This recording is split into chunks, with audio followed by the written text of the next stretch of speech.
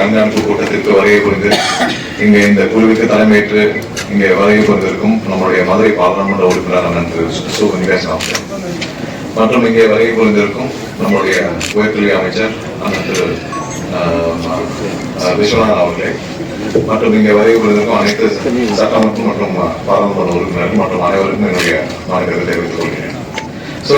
இந்த ஒருங்கிணைப்பு கூட்டம் கண்டிப்பாக அனைத்து துறைகளுக்கும் சேர்த்து அனைவரும் சேர்ந்து மதுரை மாவட்டம் மற்றும் இதில் ஒன்றிய அரசு சார்ந்த திட்டங்களும் மற்றும் மாநில அரசு சார்ந்த திட்டங்கள் அனைத்தையும் செயல்படுத்தும் முறைகள் எவ்வாறு செயல்படுத்த வேண்டும், எப்படி செயல்படுத்த வேண்டும், என்னென்ன இப்போ ஆன்கோயிங் ப்ராஜெக்ட்ஸ் இருக்கு, இதுல என்னென்ன பிரச்சனைகள் இருக்கு, ஒவ்வொரு துறைகளுக்கும் சார்ந்த கோஆர்டினேஷன்ஸ் எப்படி இருக்கு அப்படின்ற அனைத்தையும் நம்ம இந்த கூட்டத்தில் விவாதிக்க உள்ளோம்.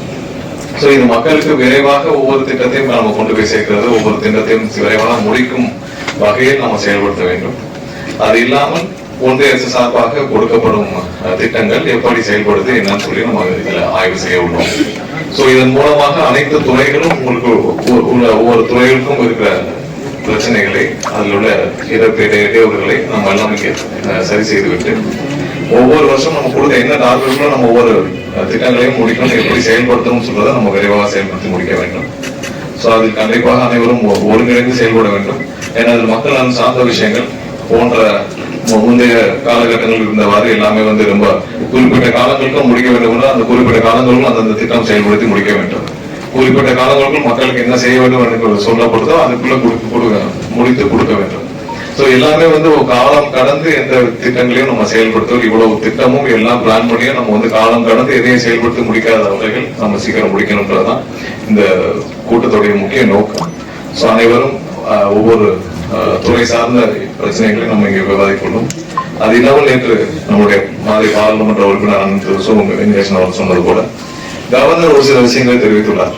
இது இங்கே மட்டுமல்ல, தமிழகம் முழுவதும், அதாவது மக்களால் தேர்ந்தெடுக்கப்பட்ட அரசும் மக்களால் தேர்ந்தெடுக்கப்பட்ட உறுப்பினர்களும் அவர்கள் அதிகாரத்துக்கு உட்பட்டு நம்ம ஆய்வு செய்யலாம், பண்ணலாம். எந்தவித அதிகாரமும் இல்லாமல் கவர்னர் எங்கேயும் எந்த திட்டத்தையும் ஆய்வு செய்ய உரிமை இல்லை. அதை இந்த அரசு என்னைக்கும் அனுமதிக்காது.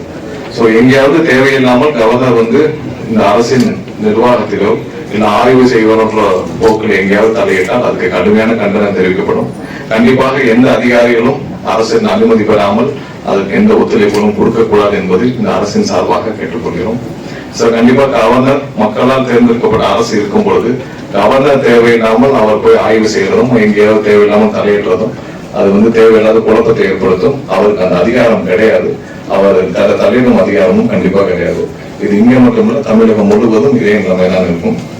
அதிகாரிகளும் அதுக்கு உட்பட்டு அனைவரும் ஏதாவது இந்த மாதிரி ஏதாவது அழைப்புகள் வந்தால் அரசின் அனுமதி இல்லாமல் எந்த ஆய்வுக்கும் உட்படக்கூடாது என்பதை கேட்டுக்கொள்கிறோம். இந்த கூட்டத்தை சிறப்பாக இங்கே ஏற்பாடு செய்த மாவட்ட ஆட்சியர் நன்றி தெரிவித்துக் கொள்கிறேன். இங்கே வருகை அனைவருக்கும் மற்றும் அனைத்து துறைகளுக்கும் நன்றி தெரிவித்துக் கொள்கிறேன். நன்றி.